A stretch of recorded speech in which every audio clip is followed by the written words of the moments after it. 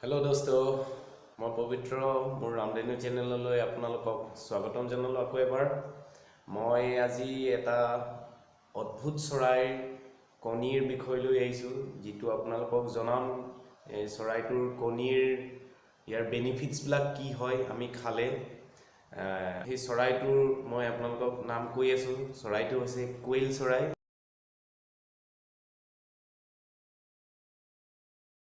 যেটো আমাৰ অসমীয়াত বতা চৰাই বুলি কয়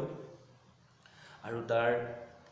কণীৰ বিশেষত্বখিনি মই আপোনালোকক কম এটো দেখিছে আপোনালোকে এটো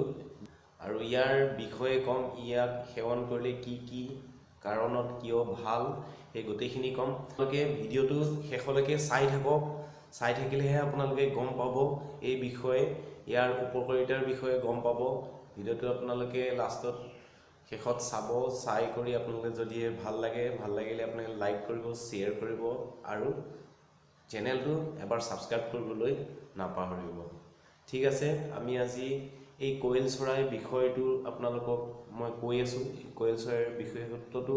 মইও প্ৰথমতে ইমান ভালদৰে গম পোৱা নাছিলো যেতিয়া ইয়াৰ বিষয়ে পঢ়িলো চাই কৰিহে আপোনালোকক মই ভাবিলো এটো জনোৱাটো খুবেই দৰকাৰ সেইভাবে মই আপোনালোকলৈকে আনিছো এই কোয়েল চৰাইৰ কণীটো কি লাভ কি কৰিব পৰা যায় ইয়াক সাধাৰণতে আমাৰ অসমীয়া ভাষাত বতা চৰাই বুলি কোৱা হয় আপোনালোকে দেখিছে মোৰ ওচৰত ইয়াত দেখিছে যথেষ্টখিনি এই কোয়েল চৰাইৰ কণী আছে চৰাইটো সাধাৰণতে ভাৰতৰ বাহিৰেও জাপান আমেৰিকা চীন বিভিন্ন দেশতে পোৱা যায় আৰু আজিকালি ইয়াৰ চাহিদাটো বহুতেই বাঢ়িছে আৰু বিভিন্ন দেশৰ চিকিৎসক সকলেও এই কণীটোৰ ব্যৱহাৰৰ ওপৰত বিভিন্ন বেমাৰৰ ৰোগ নিৰাময়ত ব্যৱহাৰ কৰিবলৈ তেওঁলোকে আজিকালি কৈছে আৰু আজিকালি আমাৰ দেশৰটো বিভিন্ন জনৰ ডক্টৰেও এই তেওঁলোকে জানি তেওঁলোকেও আজিকালি মানে ব্যৱহাৰ কৰিবলৈ লৈছে যেটো আমাকো কোৱা হৈছে যে ব্যৱহাৰ কৰিলে ভাল হয় এই চৰাইটো কণী আমাৰ শৰীৰৰ বাবে কিমান উপকাৰী আমি গম পোৱা হৈছো আৰু প্ৰমাণিত হৈছে ইয়াৰ ওপৰত এই চৰাইটো উত্তৰ আমেৰিকাত পোৱা হয় বুলি কোৱা হৈছিল উত্তৰ আমেৰিকাৰ বাহিৰেও আজিকালি অষ্ট্ৰেলিয়াত আৰু বিভিন্ন দেশতে আজিকালি পোৱা হয় বহুতেই গম পোৱা হৈছে এই কণীটোৰ বিষয়ে এই কণীটোৰ বিষয়ে গম পোৱাৰ বাবে আজিকালি বজাৰতো আনা হৈছে আৰু ঘৰে ঘৰে কোয়েল চৰাই যেটো বতা চৰাই বুলি কোৱা হয় বতা চৰাইজনীও ঘৰত পোহা হৈছে এজনী পাৰ চৰাই সমানেই হ'ব পাৰ চৰাইতকৈ অকমান ডাঙৰ হ'ব প্ৰথমতে আমি কোয়েল চৰাই কণী অৰ্থাৎ বতা চৰাইৰ কণীত কি গুণাগুণ আছে তাৰ বিষয়ে আমি জানিব লাগিব তাৰ পাছতে সেই কণীৰ সেৱন কৰাৰ পিছত আমাৰ শৰীৰত কি ৰোগ নিৰাময় কৰিব পাৰি বা আমি ফল পাব পাৰো সেই বিষয়ে মই আপোনালোকক জনাম কোয়েল চৰাই কণীটো বিভিন্ন ধৰণৰ বেমাৰত আপোনাৰ প্ৰতিৰোধ কৰাৰ ক্ষমতা আছে ইয়াৰ কোয়েল চৰাইৰ কণীটো এটা কুকুৰা চৰাইৰ কণীৰ আধাও নহব ক'ব পৰা যায় এটা পাৰ চৰাইৰ কণীৰ সমান হ'ব আপোনালোকে দেখিছে মোৰ হাতত কিমানেই সৰু এটো কোয়েল চৰাইৰ কণীটোৰ আপোনাৰ ইয়াত calcium iron magnesium phosphorus potassium sodium zinc mineral vitamin A vitamin B1 B6 B12 B8 vitamin C BD2 DC vitamin E vitamin K এই চৰাইৰ কণীত ইমানবোৰ গুণ আছে আমি বহু দিনলৈ গমেই পোৱা নাছিলো কিন্তু আজি আমি গম পাইছো গম পোৱাৰ বাবে ইয়াৰ বজাৰতো চাহিদা বাঢ়িছে আৰু লগতে আৰু ইয়াৰ কি প্ৰতিৰোধ কৰিব পাৰি বেমাৰৰ আহকচোন মই তাৰ বিষয়ে অকমান আপোনালোকক জনাই আছো এই চৰাইটোৰ কণী সত্যতে আমি যদি সদায় ব্যৱহাৰ কৰিব পাৰো ৰাতিপুৱা গধূলি আমাৰ বিভিন্ন ধৰণৰ শৰীৰৰ বেমাৰৰ পৰা আমি নিৰাময় পাব পাৰো মতে ই হৃদয় ৰোগ ভাল কৰে এই কণীৰ সেৱনে হৃদয় ৰোগ ভাল কৰে ৰাতিপুৱা গধূলি যদি দুটাৰ পৰা তিনটালৈ যিজন মানুহ হৃদয় ৰোগ আছে তেওঁ যদি ব্যৱহাৰ কৰে তেওঁ হৃদয় ৰোগ পাব আৰু ময়ো এইটো নিজৰ ফালৰ পৰা কোৱা নাই, যিটো প্ৰমাণিত হৈছে সেই তাৰ ফালৰ পৰাহে মই এইটো আপোনালোকক কৈছোঁ যে ইয়াৰ ক্ষমতাটো কিমান বেছি। আৰু লগতে কেঞ্চাৰৰো প্ৰতিৰোধক কৰে। এই এটা সৰু চৰাইৰ শক্তিটো চাওক কিমান বেছি। আমি যিটো ঘৰত কুকুৰা চৰাই পোহোঁ, কুকুৰা চৰাই কণীত যিখিনি গুণাগুণ থাকে তাতকৈ বহু গুণেই এই বতা চৰাইটোৰ কণীত ইয়াৰ শক্তি আছে। এই কণীটো হিমোগ্লোবিনো ঠিক কৰে, যাৰ শৰীৰত তেজৰ পৰিমাণ কম হয়, এনিমিয়া বুলি কয় যিটো, সেইটোও আপোনাক ঠিক কৰে। আৰু লগতে পাকস্থলীত যিসকলৰ ঘাঁ হয়, যিটো ষ্টমাক আলচাৰ বুলি কয়, ষ্টমাক আলচাৰো ই ঠিক কৰে বহুখিনি। আৰু বিশেষকৈ ডায়েবেটিছ ৰোগত যিসকলে এই কণী সেৱন কৰে তেওঁলোকৰ বহুত পৰিমাণে ডায়েবেটিছৰ তেওঁৰ কণ্ট্ৰলত থাকে। আৰু যিসকলৰ সদায় কোনো ৰোগ নাই তথাপিও এই কণীটো ব্যৱহাৰ কৰি আছে, তেওঁলোকৰ আহিবলগীয়া দিনত তেওঁলোকৰ কোনো ধৰণৰ বেমাৰৰ সম্ভাৱনা নহয়। হাঁপানী আৰু পাইলছ ৰোগীসকলেও এই কোয়েল চৰাইৰ কণীটো ব্যৱহাৰ কৰিব পাৰে। তেওঁলোকেও ব্যৱহাৰ কৰিলেও বহুখিনিলৈকে উপকৃত হয় বুলি কৈছে। আৰু সেইবাবে আজিকালি এই কণীটো তেওঁলোকক ব্যৱহাৰ কৰিব দিছে। পাইলছ আৰু হাঁপানী বেমাৰসকল তেওঁলোকৰ বাবেও উপকৃত হয়। টিবি, যিসকলৰ টিবি আছে, টিবি বেমাৰীসকলেও যদি ডেইলি এই বতা চৰাই কণীটো ব্যৱহাৰ কৰে তেওঁলোকেও খুব সোনকালে নিৰাময় পাব। যিসকল মানুহৰ ধৰি লওক ঘনাই পেট ফুলে আৰু আপোনাৰ খাবলৈ মন নাযায়, হজম নহয়, তেওঁলোকেও এই ডেইলি এটাৰ পৰা দুটালৈ যদি এই বতা চৰাইৰ কণীটো সেৱন কৰে তেওঁলোকৰ অতি সোনকালে তেওঁলোকৰ এই ৰোগৰ পৰা পৰিত্ৰাণ পাব বুলিও আমি গম পাইছোঁ। আৰু আজিকালি সাধাৰণতে আপোনালোকে দেখিছে গেষ্ট্ৰিকটো এটা সাধাৰণ কথা, যিটো গেষ্ট্ৰিকৰ পৰা বিভিন্ন ধৰণৰ অশান্তি হয়, শৰীৰত বেমাৰ হয়। সেই গেষ্ট্ৰিকৰ পৰাও পৰিত্ৰাণ পাব হ'লে আপুনি ৰেগুলাৰ এই কণীটো ব্যৱহাৰ কৰক। আৰু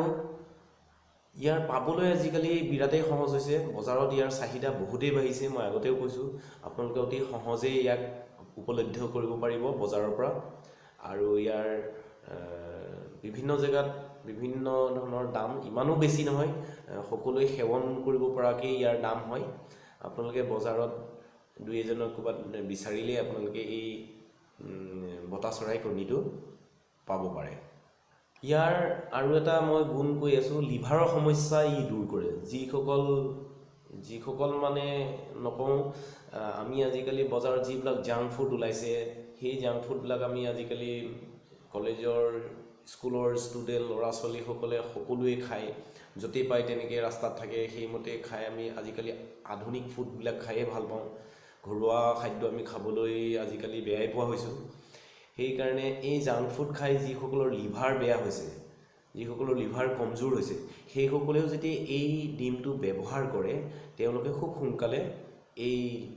লিভাৰ বেমাৰটোৰ পৰা পৰিত্ৰাণ পাব। মই জনাত আপোনাৰ যিসকলৰ ৰক্তচাপ, ল' প্ৰেছাৰ আৰু খুব ভাগৰ লাগে, একো কৰিব মন নাযায়, এলেহুৱা ভাৱ লাগে, শুই থাকিব মন যায়, সেইসকল ব্যক্তিয়েও যদি এই কোয়েল চৰাই কণীটো ব্যৱহাৰ কৰে তেওঁলোকেও খুব সোনকালে এই ৰোগৰ পৰা তেওঁলোকে মুক্ত পাব। আৰু আমাৰ শৰীৰত যিবিলাক টক্সিন থাকে, যিবিলাক মৰি যায়, মৰি যোৱাৰ পিছত আমি কি হয়, এনেকুৱা কিছুমান খাদ্য সেৱন কৰাৰ ফলত যিবিলাক টক্সিন আমাৰ শৰীৰত খুব সোনকালে মৰি যায়, তাৰ ফলত আমাৰ কি হয়, আমাৰ স্কিনবিলাক আমাৰ কোচ খাই যায় খুব সোনকালে। আৰু সেই টক্সিনবিলাক আমি আউট কৰিব নোৱাৰোঁ, কাৰণ কেলৈ আমি ডেইলি বেচিছত আমি যিবিলাক পানী খাই আছোঁ, পানীবিলাক পিয়'ৰ নহয়, আমি য'তে যি পাইছোঁ এই ধৰণেই খাই আছোঁ। কিন্তু আউট কৰি তাত যদি পুনৰ আকৌ আমি টক্সিন তাত জন্ম দিব পাৰোঁ, তেতিয়া আমাৰ স্কিনবিলাক সদায় ঠিক হৈ থাকে, আমি সদায় নিজকে দেখিবলৈ ধুনীয়া হৈ থাকোঁ। আৰু সেই বস্তুটো কৰিব হ'লে এই বতা চৰাই কণীটো যদি আমি ডেইলি 2টাৰ পৰা 3টাৰ ভিতৰত আমি যদি সেৱন কৰিব পাৰোঁ আমাৰ যিবিলাক ডেড চেল সেইবিলাকো আউট হৈ যাব লেট্ৰিন হওক বা পেচাবৰ যোগেদি হওক সেইখিনি আউট হৈ যায় তাৰ জেগাত পুনৰ নতুন চেল আমাৰ গাত আহিব তাৰ ফলত আমাৰ শক্তি আৰু যিটো বয়স অনুযায়ী আমাৰ থাকিব লাগে সেইটো সদায় উদ্যম হৈ থাকিব এটা শুনিছোঁ কিডনিত যেতিয়া পাথৰ হয় পাথৰ ওলোৱাটো এই বতা চৰাই বহুতখিনি পৰিমাণে সহায় কৰে যিসকল বাত বিষ আছে সেইসকলেও এই বতা চৰাই কণীটো ব্যৱহাৰ কৰিব পাৰে আৰু খুব সোনকালে তেওঁলোকেও ইয়াৰ বেমাৰৰ পৰা পৰিত্ৰাণ পাব লগতে যিসকলৰ চুলিৰ প্ৰব্লেম আছে চুলি খুব সৰে চুলি ফাটে বা চুলি সোনকালে পকে সেইসকলে এই কণীটো যদি ব্যৱহাৰ কৰিব পাৰে তেওঁলোকে ডেইলি 2টাৰ পৰা 3টালৈ যদি ৰেগুলাৰ ইয়াৰ সেৱন কৰে আৰু সেৱন কৰিলে তেওঁলোকৰ এই সমস্যাৰ পৰা পাব বিশেষকৈ ইম্পৰ্টেণ্ট সৰু ল'ৰা ছোৱালীসকলক যদি ডেইলি